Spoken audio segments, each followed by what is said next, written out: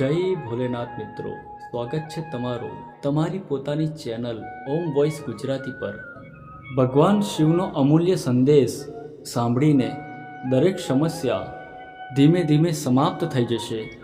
તો ચાલો જાણીએ કે ભગવાન શિવ તમારા માટે કયો સંદેશ મોકલ્યો છે।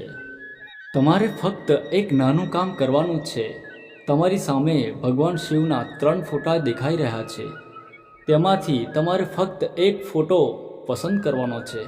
પછી ભગવાન શિવ સ્વયં તમને આ વિડીયો દ્વારા તેમનો સંદેશ સંભળાવશે। મિત્રો, હું આશા રાખું છું કે તમે તમારા માટે ભગવાન શિવનો એક ફોટો પસંદ કરી લીધો હશે। તો જેમને 2 નંબરનો ફોટો પસંદ કર્યો છે તેમને ભગવાન શિવ શું કહે છે તે અમે જણાવીએ છીએ। ભગવાન શિવ એવા ભક્તોને કહેવા માંગે છે કે જેની ગતિ અને બુદ્ધિ સત્યની હોય તેનો રથ આજે પણ હું ચલાવું છું।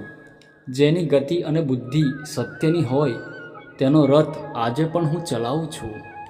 તમારો ન્યાયાધીશ ખોટો હોઈ શકે છે, તમારો ન્યાયાધીશ ખોટો હોઈ શકે છે, પરંતુ આ ભોલેનાથ ક્યારેય નહીં।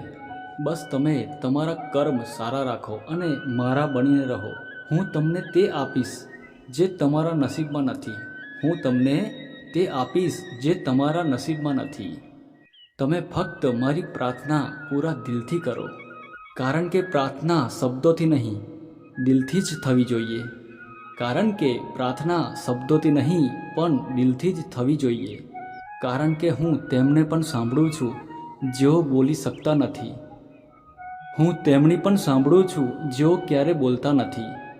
તમારો ખરાબ સમય ચાલી રહ્યો છે, હું જાણું છું, પરંતુ એક વાત હંમેશા યાદ રાખો, જિંદગીમાં જે કંઈ થાય છે તે ફક્ત સારા માટે જ થાય છે।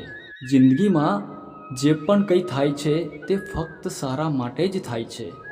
ખરાબ સમય પણ એટલા માટે જ આવે છે જેથી તમે સારા સમયની કિંમત જાણી શકો, જેથી તમે સારા સમયની કિંમત જાણી અને સમજી શકો, અને આ સાથે તમે તમારા જીવનના નજીકના લોકોને ઓળખી પણ શકો।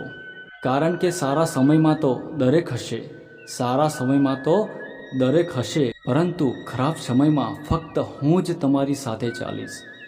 ખરાબ સમયમાં ફક્ત હું જ તમારી સાથે ચાલીશ। મિત્રો, હવે જે ભક્તોએ 3 નંબરનો ફોટો પસંદ કર્યો છે તેમના માટે ભગવાન શિવે શું કહ્યું છે તે જાણીએ। ભગવાન શિવ એવા ભક્તોને કહેવા માંગે છે, તું તારા ભૂતકાળમાં કેમ જીવે છે? તું તારા ભૂતકાળમાં કેમ જીવે છે? જે બીતી ગયું છે તે બીતી ગયું છે। તે સમય પાછો નહીં આવે। મને ખબર છે ભૂતકાળમાં તે ભૂલો કરી છે, પરંતુ આજે તો તું તેને સુધારવા માંગે છે। ભૂલો તો દરેકથી થાય છે, પરંતુ અમારી નજરમાં તે જ શ્રેષ્ઠ છે જે પોતાની ભૂલ સ્વીકારે છે અને તેને સુધારવા માંગે છે। એવા ભક્તોની તો અમને જાતે જરૂર હોય છે, અને એવા ભક્તો તો મારા જ હોય છે। તેમની મદદ હું જાતે કરું છું। હે, શું થયું? કોઈએ તમારી ભૂલોના કારણે તમને છોડી દીધું। જે ગયું તેને જવા દો, તે તમારું ક્યારેય ન હતું। પ્રેમ એ નથી જે એક ભૂલ પર સાથ છોડી દે। પ્રેમ તે નથી જે એક ભૂલ પર સાથ છોડી દે। પ્રેમ તો તે છે જે 100 ભૂલોને પણ સુધારીને જીવનભર સાથ આપે છે। 100 ભૂલોને સુધારીને જીવનભર સાથ આપે।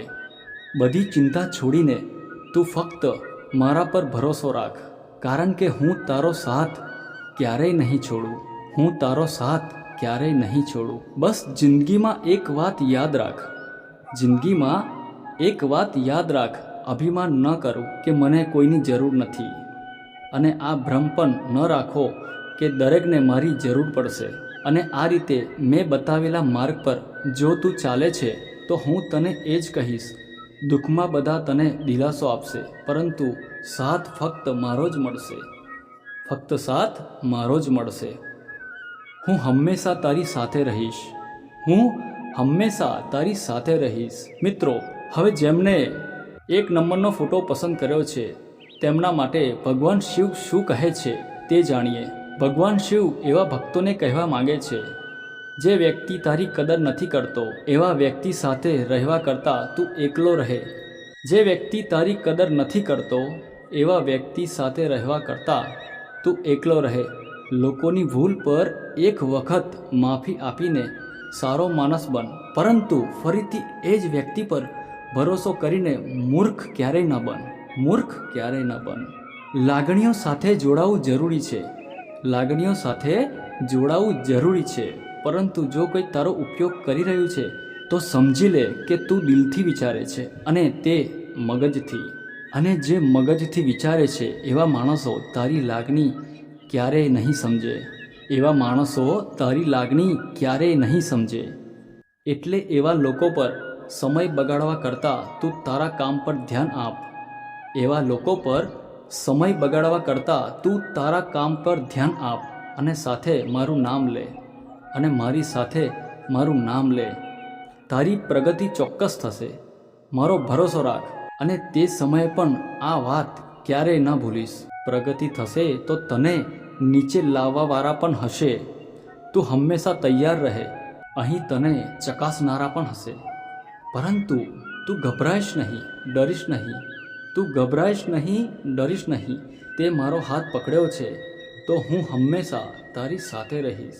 તો મિત્રો, આગળ વધવું છે તો આપણે મહેનત તો કરવી જ પડશે, પરંતુ મહેનત સાથે આપણે ભગવાન શિવ સાથે પણ જોડાયેલા રહેવું પડશે.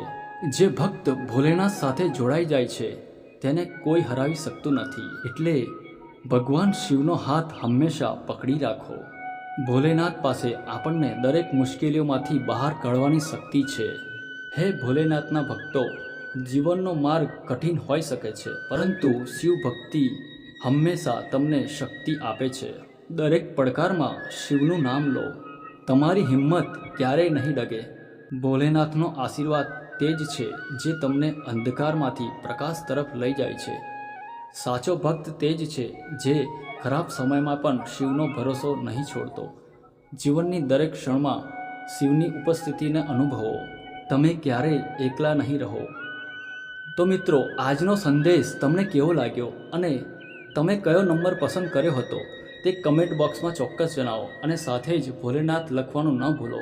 આવા સંદેશ સાંભળવા ગમે તો અમારી ચેનલ ઓમ વોઇસ ગુજરાતીને સબસ્ક્રાઈબ ચોક્કસ કરજો. ફરી મળીશું એક નવી શિવ ભક્તિ સાથે. ત્યાં સુધી તમારું ધ્યાન રાખો. હર હર મહાદેવ.